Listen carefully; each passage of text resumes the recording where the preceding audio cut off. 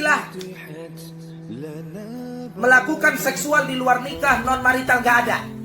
Dalam Islam namanya zina, mesum, kumpul kebo. Jadi gak usah orang-orang liberal itu mau mengganti-ganti. Sebenarnya pemikiran-pemikiran semacam ini bukanlah pemikiran yang baru yang ada di tengah kehidupan kaum muslimin, tapi sudah lama terjadi, sudah ada muncul, hanya didaur ulang kembali, saudara. Maka Abdul Aziz, mahasiswa S3 ini, doktor sampah ini, mengambil penafsiran daripada seorang pemikir liberal di luar, namanya Muhammad Syahrul. Dia ambil konsep penafsiran Muhammad Syahrul dengan menggunakan pendekatan tafsiran hermeneutika yang sesat dan menyesatkan. Ini nggak dikenal.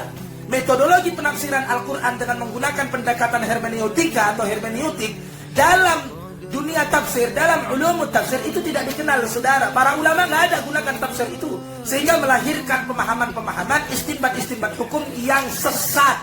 Ya, zina boleh, halal dengan bahasa yang mereka buat, mereka rangkai seakan-akan ini ilmiah intelektual. Padahal pemikiran Muhammad Syahrul dalam hal ini sama sekali bukanlah kepentingan intelektual dan akademis, melainkan program daripada liberalisasi, ya, liberalisasi internasional yang telah berhasil meracuni anak-anak atau putra-putri bangsa kita di Republik tercinta Indonesia, saudara. Ini harus diwaspadai.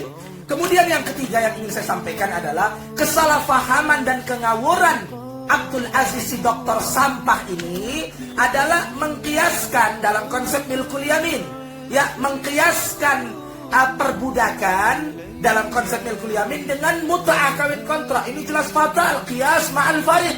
Sesuatu analogi yang tidak sesuai atau tidak pantas untuk dianalogikan dengan sesuatu itu. Ini namanya qiyas ma'al farid dalam kajian fikih, saudara.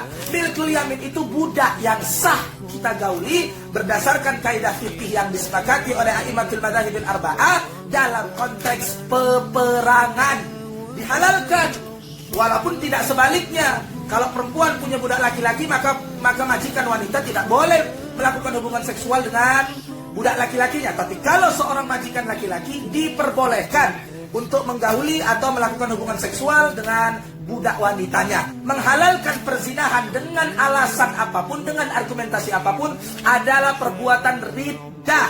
Sekali lagi, menghalalkan yang telah disepakati keharamannya di dalam Islam, menghalalkan atau melegalisasi suatu perbuatan yang diharamkan dalam Islam secara ijma', maka merupakan perbuatan riddah, murtad, keluar dari agama, kafir. Dan dalam konteks atau perspektif fikih Islam, dalam konteks negara Islami, pelakunya wajib untuk ditumpahkan darahnya. Ulama salaf dan ulama khalaf, ulama mutaqaddimin dan mutaakhirin, seluruhnya ijma' sepakat bahwa perzinahan adalah keharaman. Perzinahan adalah perbuatan yang haram dan dilaknat Allah. Wala taqrabuz zina innahu kana fahishatan wa sa'a sabila. Oleh karena itu, waspada dengan pemikiran-pemikiran sesat dan menyesatkan, tetap istiqamah di atas akidah dan manhaj ahlus sunnah wal jamaah. Wassalamualaikum warahmatullahi ta'ala wabarakatuh.